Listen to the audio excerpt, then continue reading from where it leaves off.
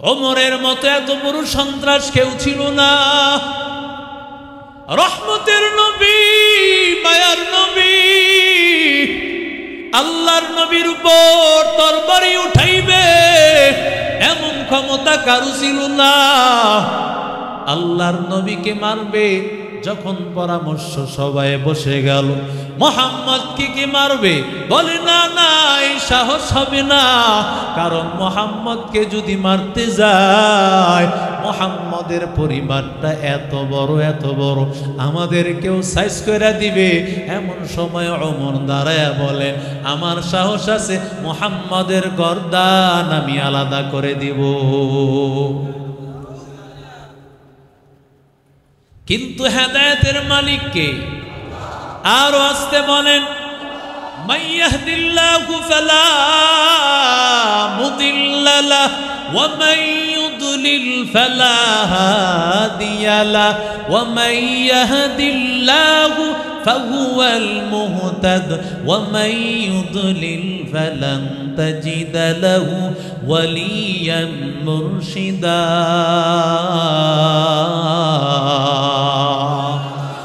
আতিনা ফি দারে দুনিয়া না হাসান, আতিনা ফি দারে উকবানা হাসান, ইয়া গিয়াসাল মুস্তাগীসিন হদিনা লিফতিখারা বিল উলুমি ওয়াল গিনা।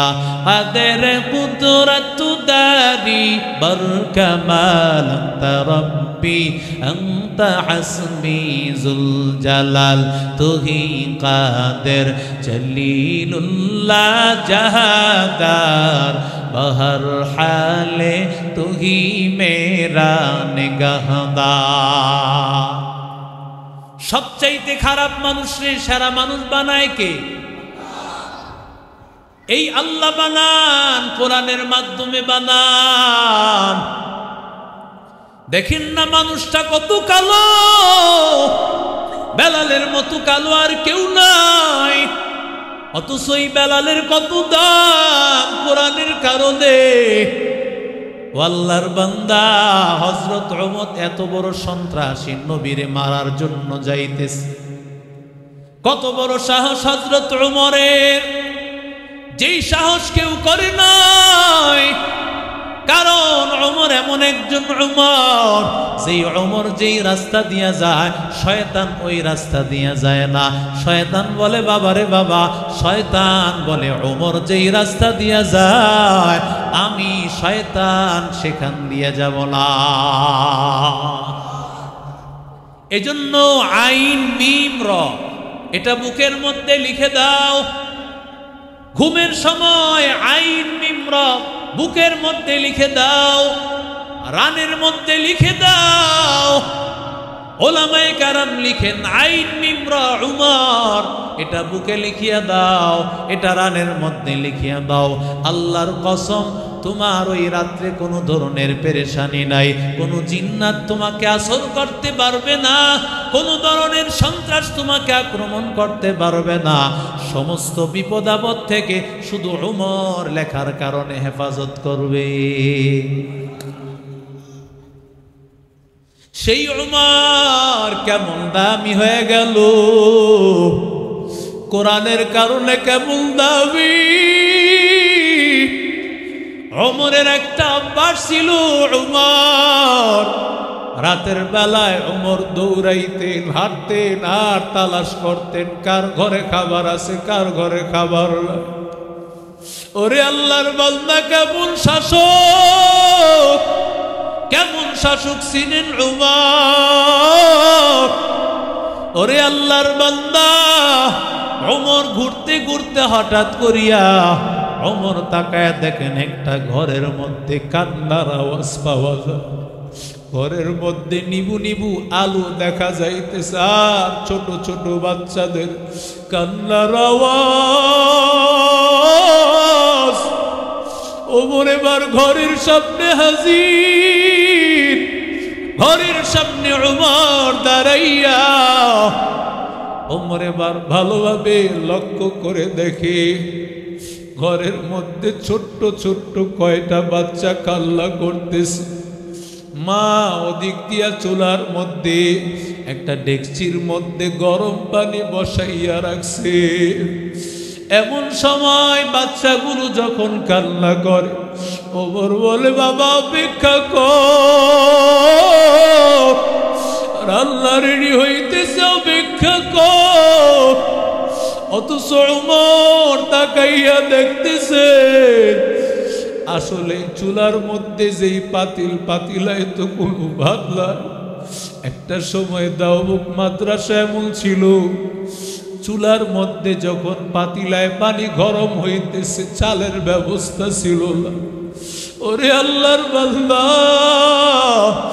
ওরে নবীর আশিক উম্মতের দল, ও আল্লাহর বান্দারা, কিন্তু আল্লাহ তো আস্তে আস্তে অভাব পূরণ করে দিয়েছে। যত সময়ে যাচ্ছে আল্লাহ অভাব পূরণ করে দেয়। তুমি দিনের খেদমত না করলে কারো দ্বারা আল্লাহ করাইয়া দিবে। এরে আল্লাহর বান্দা, হযরত ওমর এমন সময়ে দরজায় আওয়াজ করলো, আম্মা জান, কেন এত গভীর রাতে আপনি কান্না করাইতেছেন? এবার মহিলা বড় রাগান্বিত,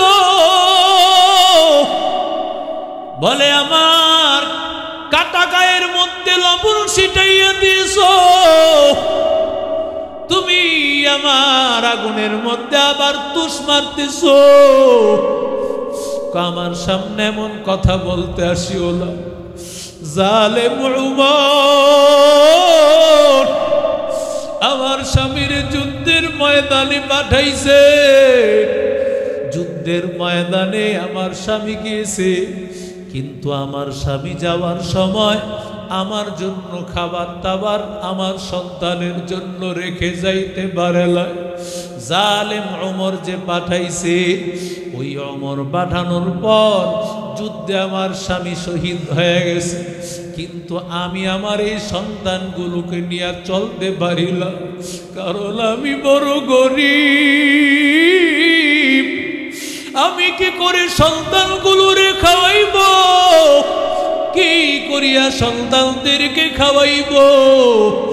সন্তানদেরকে খাওয়ানোর মতো এমন সামর্থ্য তো আমার না। আমার স্বামী দুনিয়া থেকে বিদায় হয়ে চলে গেছে। ও নবীর আশিক উম্মতের দল, বলে আমি কতটা কষ্ট আছি জানো? কতটা কষ্টে আছি। গত ঈদের সময় আমার সন্তানগুলোরে কাপড় কিনিয়া দিই, এই টাকাটুকু আমার হাতে নয়। আমার বড় মেয়েটা ডেকে বলে, মা আমাদের কাপড় কিনিয়া দিবা না? মায়ে ডাক দিয়া বলে, মারে তোরা কি বুঝোস না আমার কাছে যে কোনো টাকা পয়সা নাই, তোদের কি করিয়া আমি কাপড় কিনিয়া দিব? এই কথা বলার পরে বড় মেয়েটা ডাক দিয়া বলে, মা আমাদেরকে না কিনে দাও, আমাদের ছোট সন্তানটা ছোট ভাইটারে কিনিয়া দিও।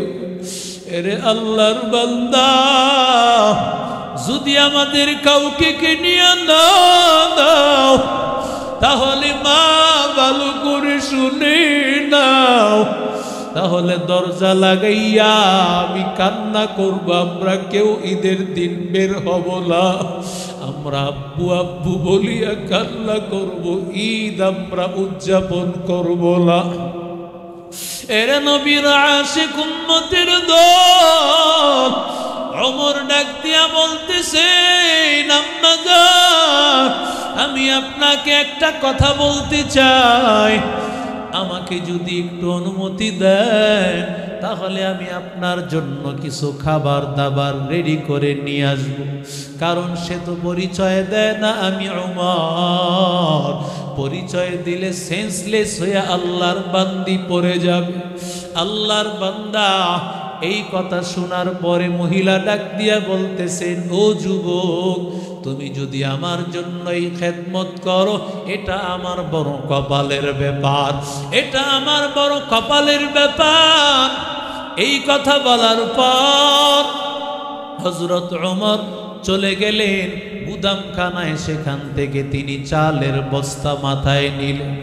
এরে আল্লাহর বান্দা খাদেম ছিল আসলাম, আসলামকে ডাক দিয়া বলে, ও আসলাম, আমার মাথার মধ্যে আটার বস্তা উঠায়া দাও। আমিরুল মুমিনিন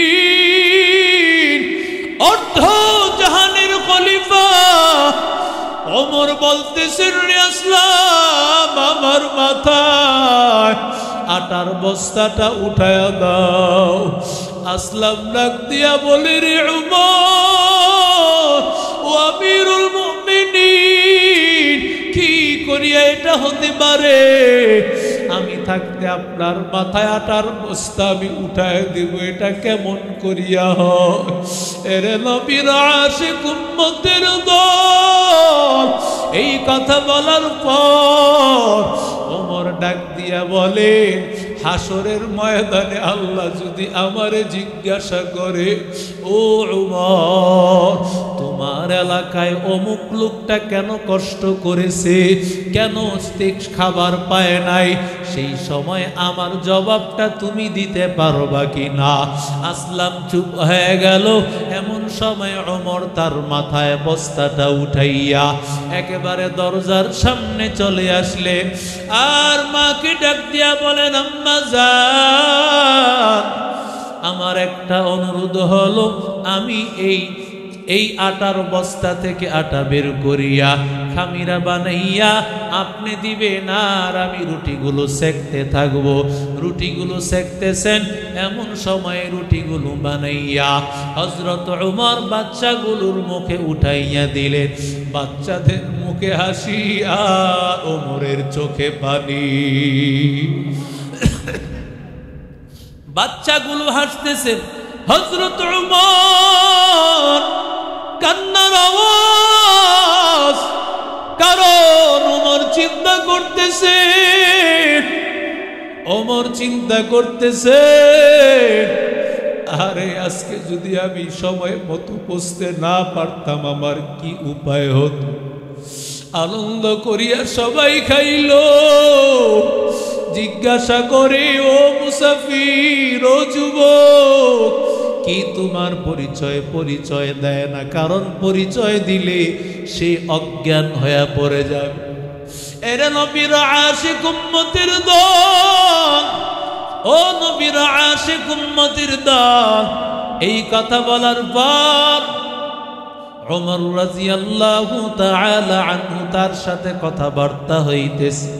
এমন সময় ওমরকে ডাক দিয়া বলেন, আল্লাহ যদি ওমর রে খলিফা না বানাইয়া তোমার মতো একটা যুবক রে খলিফা বানাই, তাহলে এলাকাটা আলোকিত হইয়া যাইত,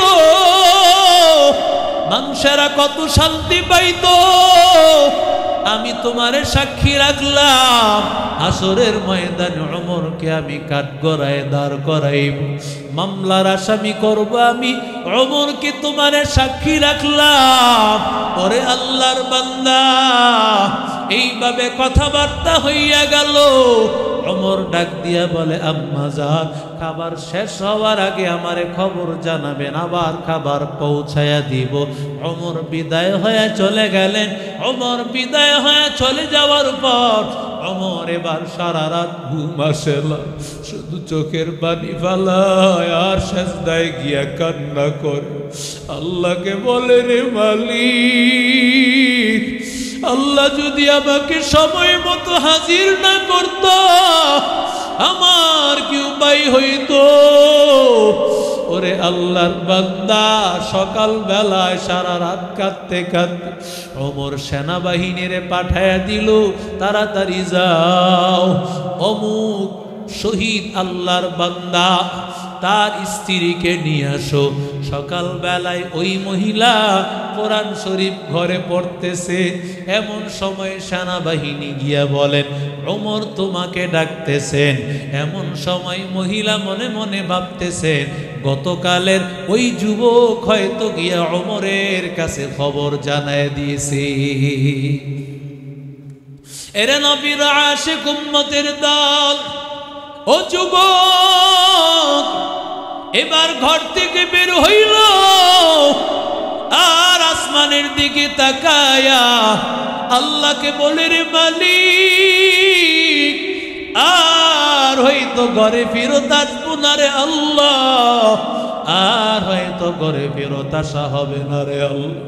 ও দয়ার মালিক আর হয়তো ঘরে ফেরত আসা হবে না রে আল্লাহ। বাচ্চাগুলো তোমার কাছে আমানত দিয়া গেলাম, আয় আল্লাহ আমি হয়তো ওমরের দরবারে আমার গর্দান কাটা যাবে, ওমরের দরবারে আসামির বেশে হাজির। ওদিক দিয়া ওমর তার স্ত্রীকে ডাক দিয়া বলে, ও স্ত্রী আজকে এমন একজন মেহমান আসতেছে, ওই মেহমান অনেক দামি একজন মেহমান, ওর জন্য ভালোভাবে খাবার রেডি করো। আর গোলাম আসলামকে বলেন 10 থেকে 12টা বেত নিয়ে আসো। ও আল্লাহর বান্দা, ও নবীর আশিক উম্মতের দল, ওরে আল্লাহর বান্দা হযরত ওমর রাদিয়াল্লাহু তাআলা আনহুর সামনে, আল্লাহর নবীর সামনে, আল্লাহর নবীর সাহাবী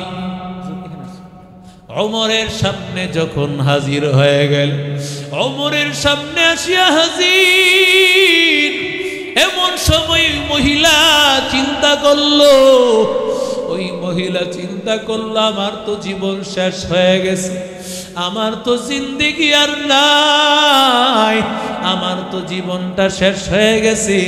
হাসরের ময়দানে যার বিরুদ্ধে মামলা দায়ের করব, একটা নজর তাকে আমি তাকাইয়া দেখি। এমন সময় তাকায়া দেখতেছে গতকালকে যেই যুবক তার সাথে কথাবার্তা বলেছে, ওই যুবকটা ওমরের মসনদে বসে আছে। এবার পায়ে গিয়া পড়তেছে আর বলতেছে, ওমর আমারে ক্ষমা করে দিও, আমি বুঝতে পারি নাই ওমর। ওমর ডাক দিয়া বলে, আম্মা যান এই কথা আপনি বলবেন না, এই নেন ব্যাগ আপনার হাতে দিলাম, কারণ আপনি আমারে সাক্ষী রেখেছেন, আপনি আমার বিরুদ্ধে মামলা করবেন আল্লাহর কাঠগড়ায়, আমি আপনার হাতে এই বেতগুলো দিলাম, যত পারেন আমারে আঘাত করে, যত পারেন আমাকে মারে।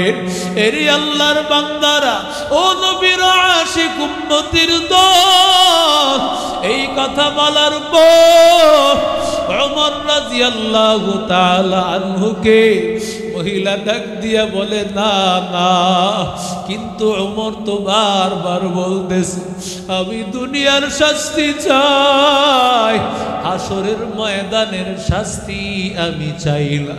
ওরে আল্লাহর বান্দা, যেই ওমরের মতো খারাপ মানুষ একটাও ছিল না, যেই ওমরের মতো এত বড় সন্ত্রাসী কেউ ছিল না, এই ওমর কেমন আল্লাহওয়ালা বানাইছেন জোরে বলেন কে? শুধুমাত্র কোরআনের কারণে, শুধুমাত্র কোরআনের কারণে আল্লাহর বান্দা।